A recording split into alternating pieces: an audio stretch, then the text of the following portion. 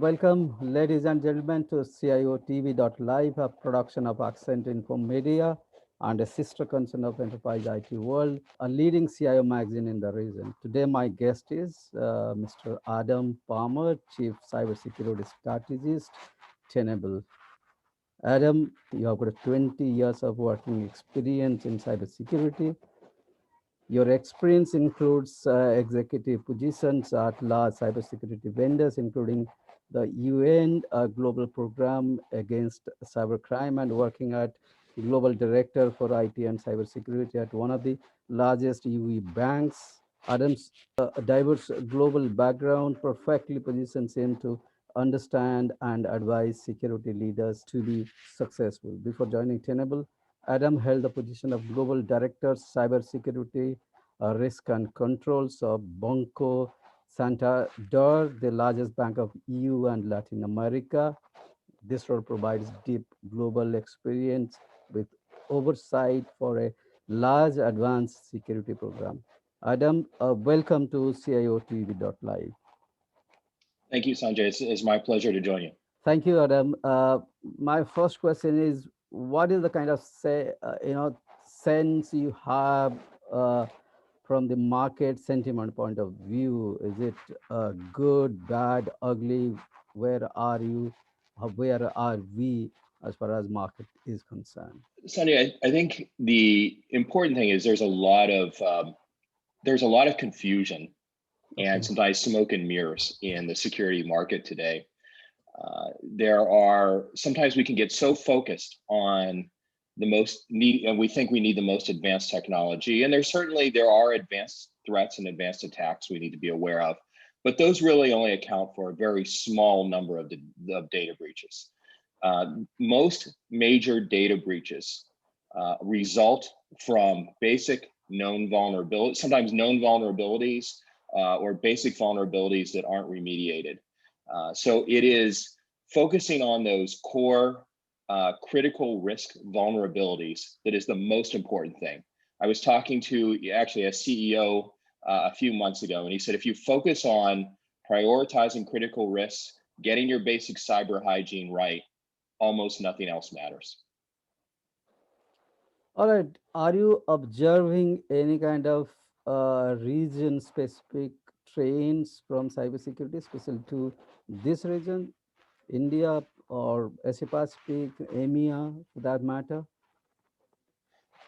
Well, we certainly see that there are organizations across India, of all sizes and types, that can be targets. The dynamic business environment of India also, creates targets of opportunity. It's the value of all that intellectual property that we certainly see. We do see that there are certain attacks, certainly against businesses that are high value. You can see telecommunications, critical infrastructure, banking, of course. These types of industries are high value targets.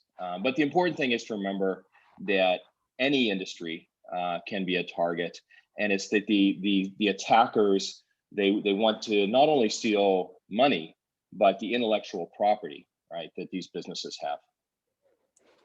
Any vertical market point of view, in good old days, uh, hackers follow the money trail.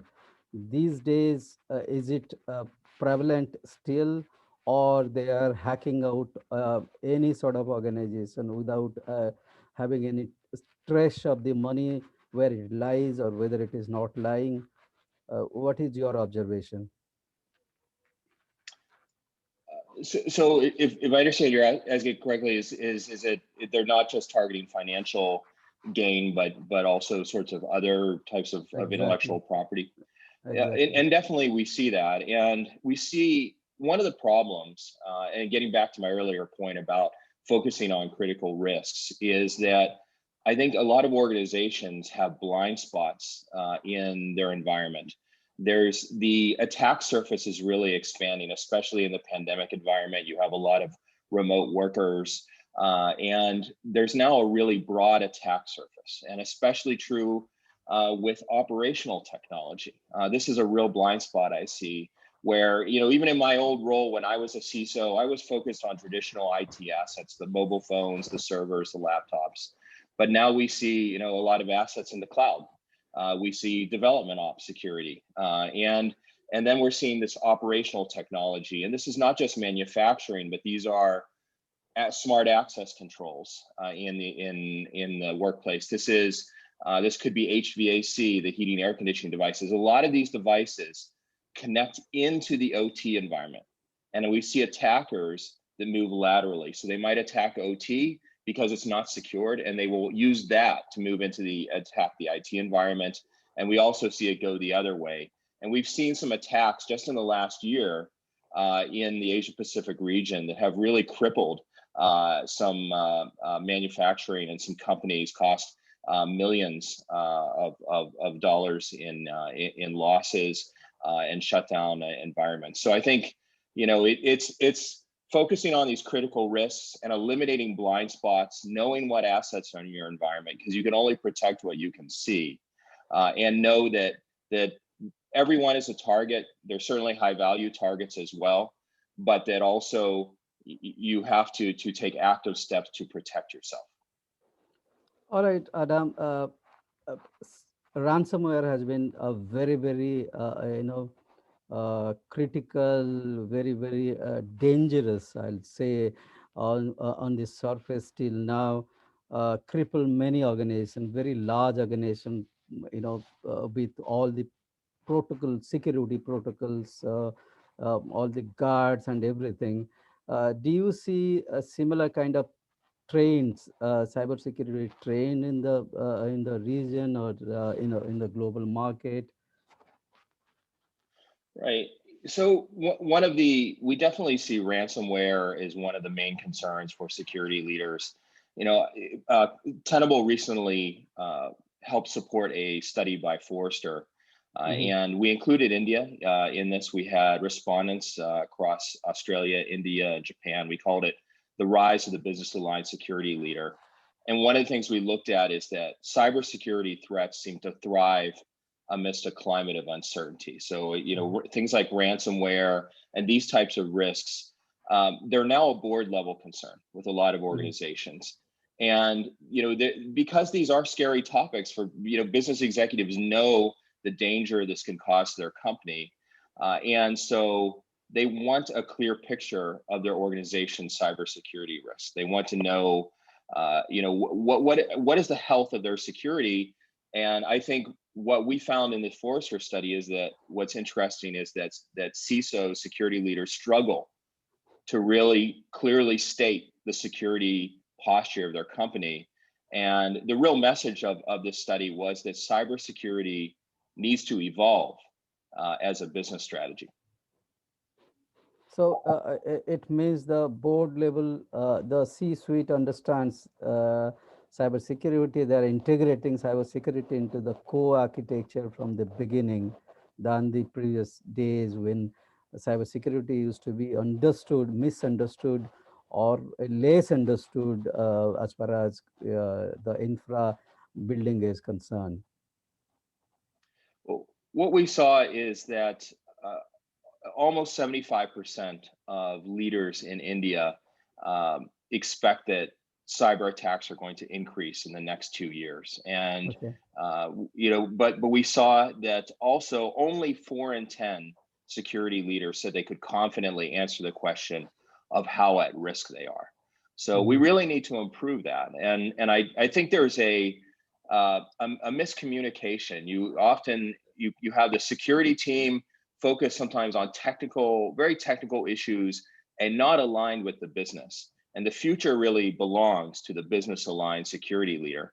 So it's an encouraging those to bring together the business team and the technical security team to Mhm. improve communication and to align their goals together is going to really improve the conversation for both sides.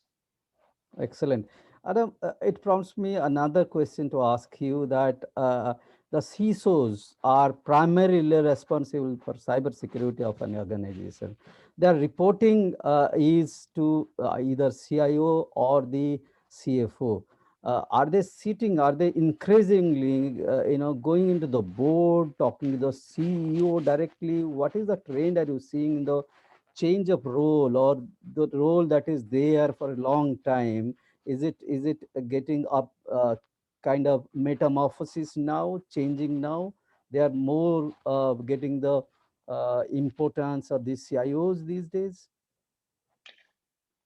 If the one, yes, I think it's a role. The role of the security leader, the chief Mhm. information security officer, CISO, has evolved, and it's Okay. becoming a critical piece. And this was one of the points of the Forrester study, is that this should be something considered at the beginning of business, major strategic business decisions. Security shouldn't be bolted on at the end. Mhm.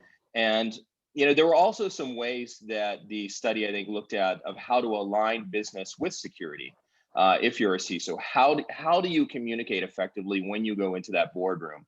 And we look at it as there's three levels. You have to see, predict, act. You have to have visibility across your attack surface. If you're aligned with the business, the study found that you're 3 times more likely to understand your attack surface.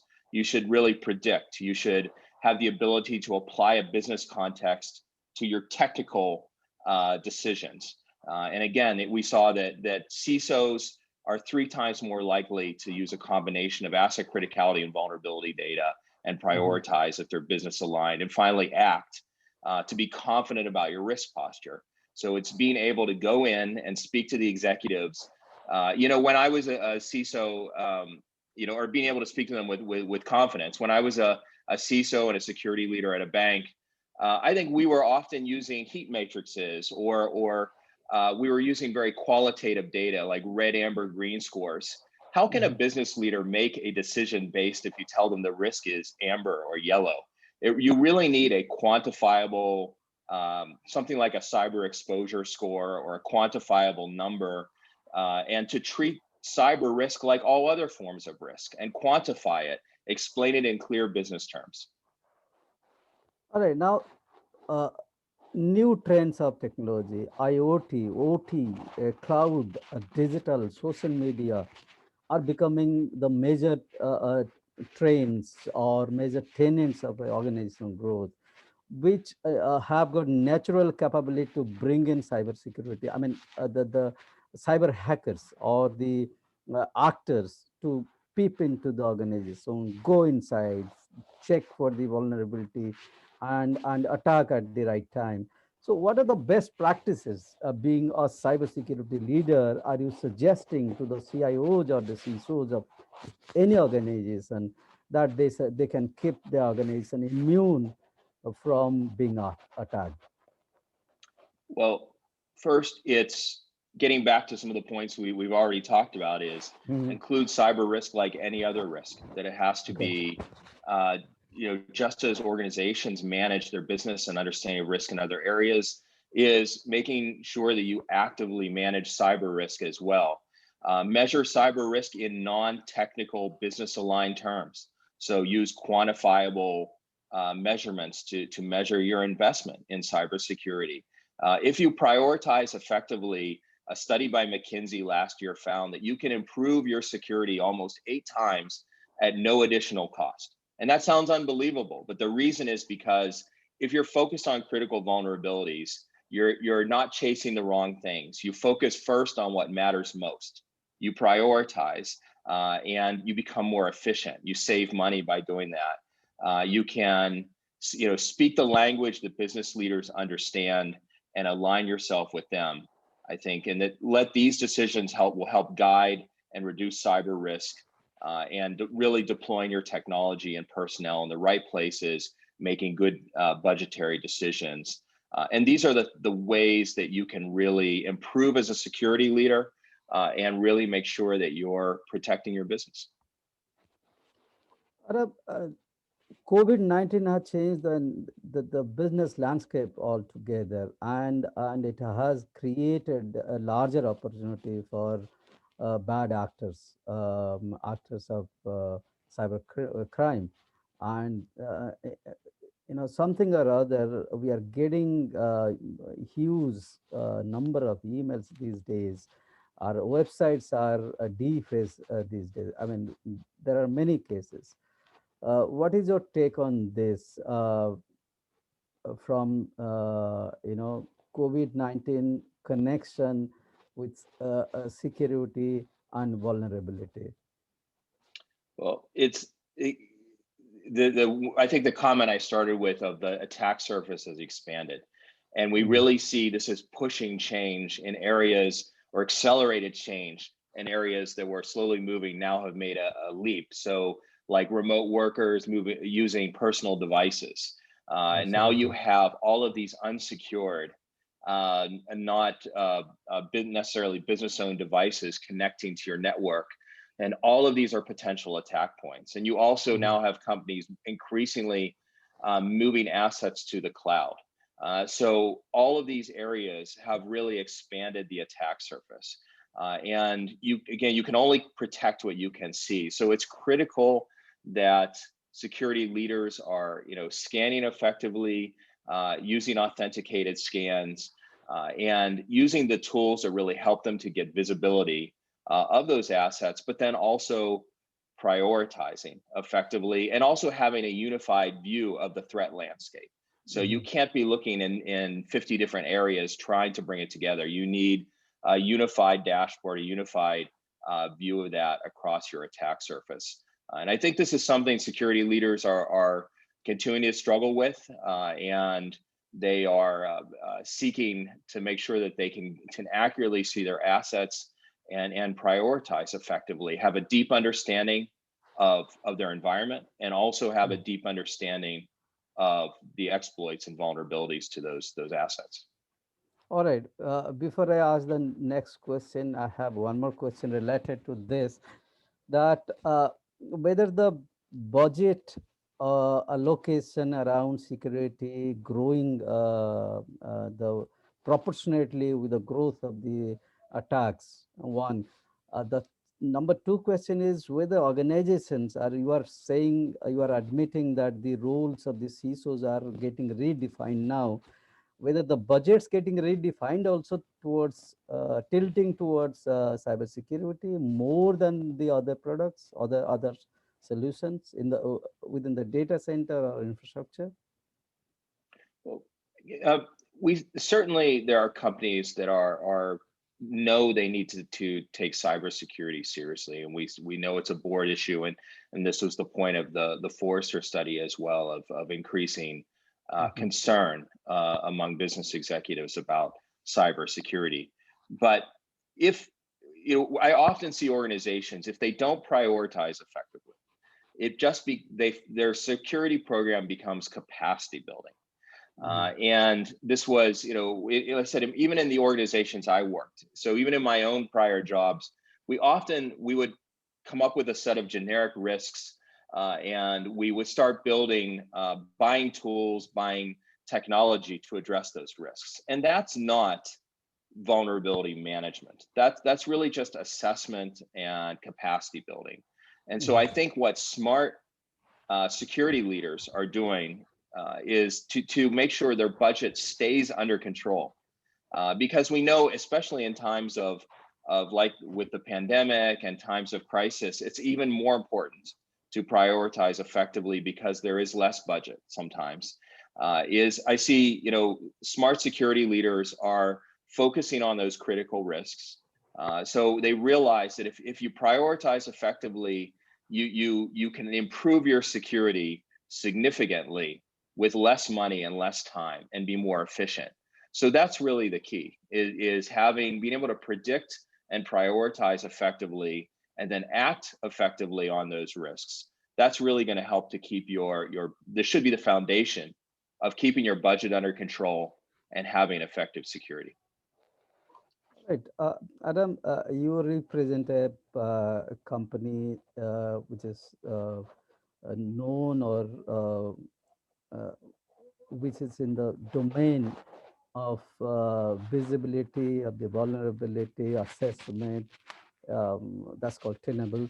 So can you shed some lights on Tenable, its positioning in the entire ecosystem of the cybersecurity? Yeah, sure. Tenable's recognized by independent industry groups as the #1 company in vulnerability management. We are a Mhm. publicly traded company in business for over 20 years with offices around the world. And, really, as I said, I think what we offer is really the foundation of strategy for cybersecurity and giving visibility of assets across the attack surface and in a unified dashboard and clear way, and helping to prioritize effectively.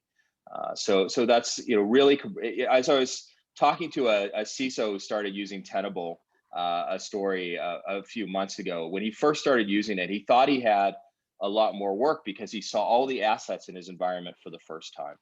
But then he realized that there were only a few of those that were actually critical priorities. And in fact, we estimate if you prioritize effectively, only about 3 to 5% of those vulnerabilities are critical.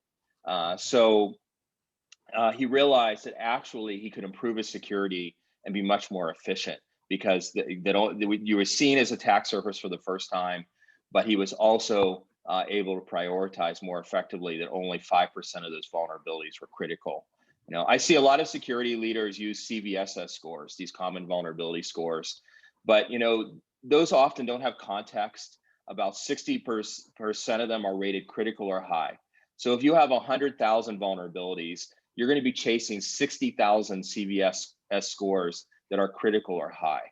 It's a fundamental data problem that you can't Mhm. have enough resources. You won't have enough budget or team size to possibly chase all of those vulnerabilities. So getting back to the point I made earlier as well, if you focus on effective risk prioritization and critical vulnerabilities, almost nothing else matters, because that is really the cause of most data breaches, and that's where you can really add value to your program, your security program. All right.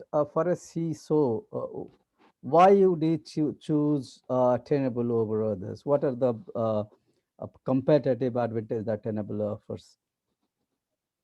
Sure. Well, it's a big question. There's a lot of areas where I think that we are #1, but getting back to the comment I made about independent industry groups like Gartner and IDC recognizing us as the best in category product for vulnerability management, and giving the most complete unified dashboard visibility of all those assets unified across both IT, cloud, DevOps, as well as OT. As the OT security is really unique with Tenable. The ability to bring in that operational technology in a unified dashboard, and then being able to quantify that. We have a product, Lumen, that provides a cyber exposure score that I think really, I focused on this for 2 years at my job at a bank, and trying to quantify cybersecurity risk. Lumen does that in a great way. It provides benchmarking internally and externally, so you can compare different business groups. You can also compare yourself to peers outside externally, and you get a quantifiable cyber exposure score, which is really powerful. And I think this helps a security leader to become a business aligned security leader by having that quantifiable measurement and really good data to use as the basis for strategic business decisions. Right. In recent times, you had some tie-up with Splunk, which is also into similar area. So, what is the kind of offering, or what is the kind of differentiation that you are bringing into the market by combining both the forces? Right. So I would just say at a general level, we use integrations with a lot of partners because obviously we know that we're not the only vendor in security environments. So we understand it's critical that we connect and integrate with those other devices. And so whether it be Splunk or other types of tools that our Mhm. customers use, one of the things we focus on is trying to integrate that, and again helping to provide that unified dashboard.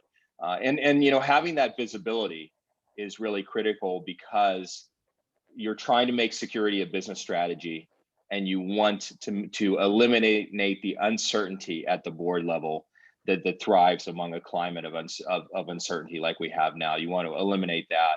And I think that having that unified dashboard, having that visibility, having that active management of all your assets and vulnerabilities gives you that clear picture of your cybersecurity posture. All right, my first final question is, what is a piece of advice you have for the CISOs to go forward? It's aligning your business with your security program with the business and closing the communication gap to be able to see, predict, act. Be able to see all of your assets across your attack surface, be able to prioritize and predict in a business context what are the critical risks, and act with confidence about your risk posture, and be able to have the ability to quantify and report on your organization's level of risk. And nothing around investing on Tenable technology? Sure, of course, that's the best way. That's the most effective way. No, I mean, but using a tool like Tenable, of course, is going to help you to do everything that I just described, and that's critical. To use a tool that's best in class like Tenable to help you to achieve that. It's in my opinion, going back to the McKinsey study, that McKinsey said if you use a Tenable-like approach of risk-based vulnerability management, that you can improve your security almost 8 times at no added cost. And that's the reason you might invest in a tool like Tenable, but that money spent is going to save you in other parts of your operations, or help you prevent a major data breach. And that's going to add significant value for your security program and for your company. All right, thank you very much, Adam, sparing valuable time with us, with our audience. Stay safe. Thank you. Stay safe and well. My pleasure. Thanks for having me.